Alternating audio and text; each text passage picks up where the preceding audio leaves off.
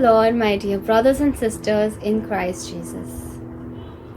Today we will be reflecting on the scripture reading from the Gospel of St. John, chapter 4, verses 43 to 54. This was the second sign that Jesus did when he came to Galilee from Judea. So Jesus has traveled from Judea, passed through Samaria, and has now reached his home country of Galilee. In the beginning of the passage, there's a statement by Jesus which said, "A prophet is not welcomed in his own country by his own people." In contrast to this, in the very next verse, the people of Galilee are seen welcoming him. Jesus knows that this welcome is because the people are seeking a miracle. They have seen the wonders that he has performed in Jerusalem and at the feast, and are now following him in excitement for more miracles. Jesus doesn't want the emphasis of his ministry to be on the miracles that he performs, but rather on the word of God that he preaches. Next, we meet the royal official whose son was very ill and who had come all the way from Capernaum to Cana to meet with Jesus. He pleads with him and begs him to come with him so that he might heal his son. Jesus reproaches him by saying, "Unless you see signs and wonders, you will not believe." But the official, undeterred by that statement, begs again to please come and heal his son, lest he might die. Jesus then says, "You may go, your son will live." And then the royal official just believes and goes. On the way back, he meets his servants who tell him that his son is well. On inquiring with them further, he realizes that the time of the healing was the same as when Jesus had said, "Your son will live." After this, the official and his whole family start believing in the Lord. The people of Galilee welcomed Jesus because they knew the works that he had done.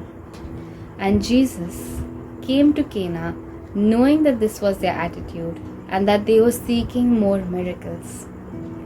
When Jesus reproached the royal official, he was also addressing the people that had gathered there.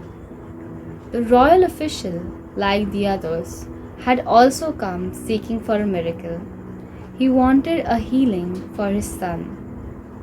But as he was speaking with Jesus, something awakened in him. He got transformed from someone who thought of Jesus just as a miracle worker to someone who trusted in the word of God without demanding for any sign or external validation. When Jesus said, "Go, your son will live," he obeyed him without demanding for any proof or asking any question. There are three qualities of the royal official which stand out, telling us about his growth in faith. First was his humility.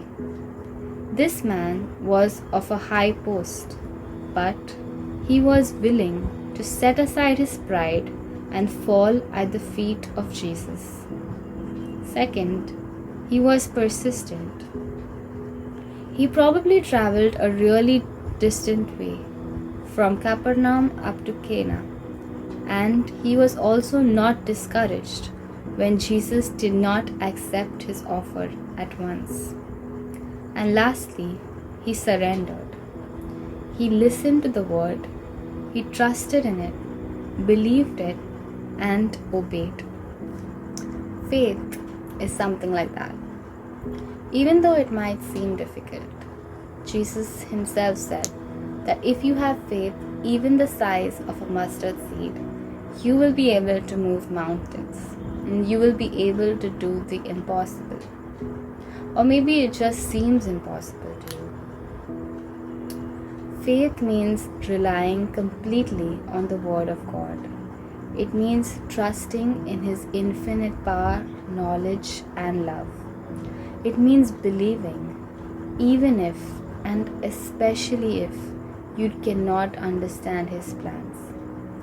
He has experienced all of our pains, problems, difficulties, and He alone knows what is best for us and how we will rise up over our daily struggles.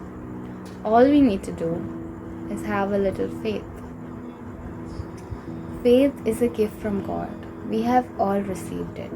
All we need to do is nurture it. Faith is like a muscle. You need to use it. In order for it to be strengthened, you need to challenge it. If you don't use it, it doesn't grow. In order to increase our faith, we need to develop a deep relationship with Lord. We need to be humble enough to keep our pride and ego aside and come in the presence of the Lord. We need to be consistent in our prayer, reading the Word of God, and attending sacraments. These make us more receptive to guidance from the Holy Spirit. And lastly, we need to surrender all our problems, struggles, difficulties at the feet of the Lord.